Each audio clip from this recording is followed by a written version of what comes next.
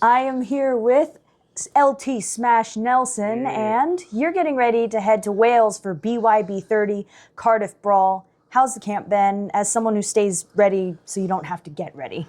Camp's been great for my fight coming up. I'm super excited and blessed to have the honor to fight for this Police Gazette World Diamond Belt, and I've been working harder than ever. Every fight to me is the biggest fight. The biggest fight, the next fight, it's all to boost the career and go up higher, and see where I can take my career and take my skills as a fighter and as an athlete. And that's what I love so much about this sport, and just being able to prove myself each time and again, and take myself to that next level and test myself against the best. And right now, Barry's 10-0, so I'm about to take that out from him. I'm gonna show him what's up. I'm come to Wales, and that's giving me that extra motivation, that extra drive to grind harder than ever for this fight and do my thing. I'm with Coach Leo Perucci, and everything he's doing is helping tighten up my game and get my game better in a way, instead of changing it around, just tightening it up and making it the best of my own game and my own style that there is. Mm-hmm. And talk to me a little bit about the Welsh wrecking machine, Barry Jones. Without giving away your game plan, how does he stack up to you, and what does he do well, and how does he match up? Man, Barry Jones is a tough dude. He's been killing it in the bare knuckle game for a reason.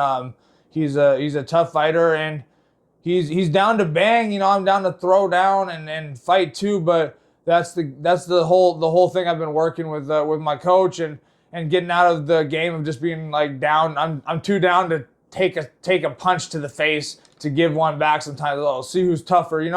I'll save that. I'll save my chin for times that I don't really see a shot coming, and I'm gonna make Barry miss. I'm gonna draw shots out, and I'm gonna move and play a different game with him. I'm not gonna stand in the pocket and just trade with him, but I'm still gonna make it one of the most exciting fights by being a pressure style forward, but with good angles and motion, so I don't just allow him to set in the pocket.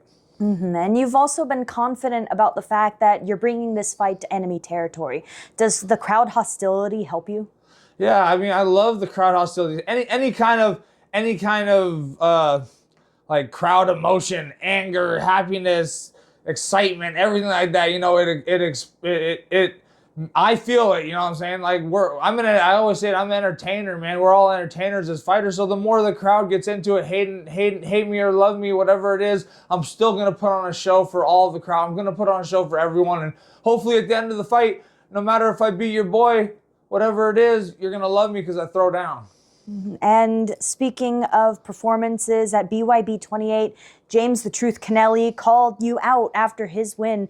If you're victorious in Wales, do you see that fight of the year getting run back? And for anyone who hasn't watched that fight, seriously, go watch it back. Yeah. It well deserved the fight of the year. Yeah, thank you so much. And for sure, James Kennelly, we had some little banter back and forth and whatnot before that fight, but since that fight, we definitely earned our own respect for each other in that fight. And then also, he's just a good dude, and we've been almost friends a little bit now. So, but you know what I'm saying? Like, sometimes those fights that you do with a now closer friend is going to end up even being better than the one where we didn't like each other that much, in a way. You know what I'm saying? Not that we ever didn't like each other, but sort of getting banter back and forth. But yeah, man, I'm definitely, I definitely accept his offer, man. I'll run that back again for the Police Gazette belt to the other weight class after I win this one at this weight class and be the first. I don't know about the first, but I'm going to be a 2-division belt champion for BYB, a 2-division belt champion for Police Gazette, whatever it is. I'm going to keep taking those belts, taking those names, but the main thing is I'm staying positive, staying grinding, staying working, and no matter what, I got the drive and motivation to keep going forward. Mm-hmm. And what's an average training week look like for Smash? An average training week for me is way too much. That's why it's great to have Leo Perucci here. He's like the first coach that's really forced me and got me to like take some days off, or take maybe not a day off, but practices off and stuff. But it's great. It's a normal day is like, say a Monday, I go put a O2 trainer on, big up Boss Rutan like I always do. What's up? You ever see me? You're awesome, boss. All right, but I put an O2 trainer on. I do 25 minutes a good pace on the treadmill. Then I walk straight to the stairs. 25 minutes on the stairs.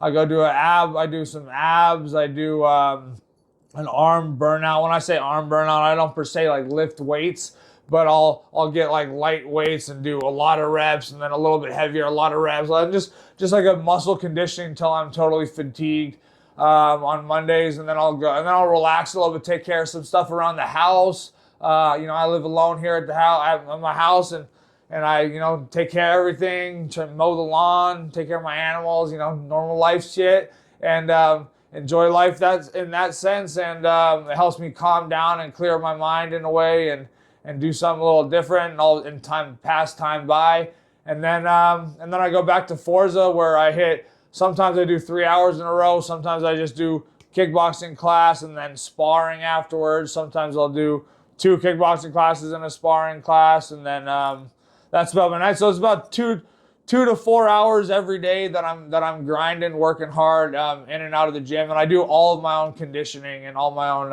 my own stuff like that, so I can so I hold myself accountable a lot, and I feel like it's the best way for me to improve instead of doing it for someone else. Do you have any pre-fight superstitions or rituals? I do not. I don't believe in any of that stuff.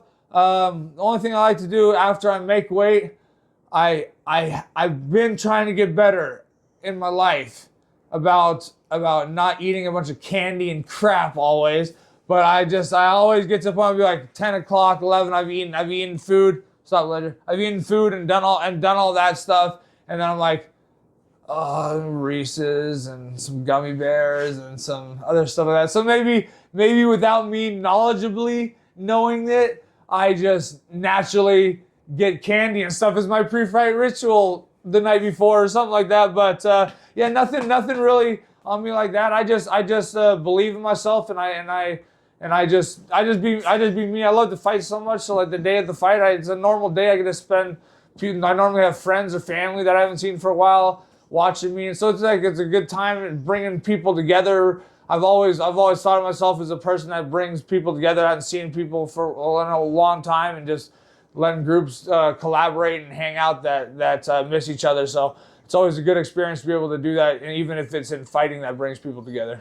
And whenever I visit a fighter in their hometown, I like to get a restaurant recommendation. So what's the best eats in Broken Arrow? There's one spot that I like that's called Sushi Train, and it's like, I don't know, it's not ghetto. It looks a little bit ghetto on the outside, but you go inside and they're like upgrading slowly and surely, like week by week and whatnot. But they're cool. It's like an actual train that goes around, and they have different sushi, and just grab the sushi. All right, another awesome restaurant here in Broken Arrow, Tandoori Guys. Indian food, they got buffet, everything like that is bomb. I love that kind of food. I love that stuff. But sushi, pizza, everything. I just love food in general, but sushi and Indian, I love. And you've had a long career in combat sports, clearly based on everything around you. So you've competed in a ton of different disciplines. Which one is your favorite? Yeah, bare knuckle boxing is the shit. I mean, I love it so much. It's so exciting and exhilarating. It's fun. I just wish I could knee and kick someone in the face while I'm doing it. Man, all these other bare knuckle boxers. I'm sorry to say, guys, y'all are lucky I can't kick you and knee you. Y'all are lucky. We're still gonna get beat with these hands anyways. But either way, I love kickboxing. Kickboxing's high pace. I love Muay Thai, anything like that. But kickboxing is one of my favorites. High pace, high action, and this is one of my favorite things together. Putting hands and feet and knees together, and staying action filled. That's what I live for. For sure, and a lot of people know about Muay Thai, the art of 8 limbs. Yep. You happen to be a practitioner of the art of 9 limbs, Yeah. the art of Lethwei. You had a big part in bringing that art to America. Yep. Can you tell me a little bit about that? Yeah, that was awesome. I actually had the first ever Lethwei fight in the United States of America. Dave LeDuc had the first ever world title fight. That was like a month or two after my fight, but I had the first one. It was awesome. It was an awesome experience. We didn't get the full rule set of Lethwei in the matter of the knockout rule, because in true Lethwei, if you get knocked out or something like that, you are allowed one like 2-minute recovery. They like allow you to recover for I don't know, stuff like that. They didn't allow that, but I still finished my person, so I won by knockout and whatnot. It was awesome. I was able to headbutt. I headbutted someone in the top of his head. I thought it would be a smart idea. I was like, I'm gonna headbutt him right now, and I headbutted like the top of his head with my head, and it hurt a little bit. And I was like, well, that's not as fun as I thought. So definitely headbutting is cool, but you have to make sure you place your spots and maybe do it to a softer part of the face, the chin, the nose, something like that, the temple. But learning experiences, and it was an awesome fight, awesome experience, and it was one of the most pumped up I've ever felt for a fight because I've always wanted to do Letway. I watched the Letway fights in Myanmar and Thailand, wherever they have those over there, and I always thought it was the coolest thing ever. So then I got the experience to do it, so I jumped on it right away. It was awesome. Mm-hmm. Now, here in the background and around during this interview, we've had a couple of little friends running around the room. Yeah. Can you introduce us to the girl here chewing on wires and messing with your knucklehead medals? Yeah, so if you didn't notice, I have a little gate that I leave on, or I leave the doors closed in my house, because this one and this one are little buttholes. Like when I'm here, I'll open up stuff, it's fine, but this one's addicted to wires and like elastic bands and everything hanging. Obviously, it's a cat, so it does what it wants. So, but this is Bast. She's awesome. A little Bengal cat, she's awesome. I rehomed her from my friend. She's cool. And then this one, come on. This one right here, he's a fat big boy. Hey boy, say hi. He's a fat weirdo. He's a good dude. This guy's Ledger. I love this dude. I rescued him here out in Oklahoma. He was running around the streets and was able to catch him and figure out what was up with him and help him out. So they're both my two of my friends out here that I hang out with every day. Nice.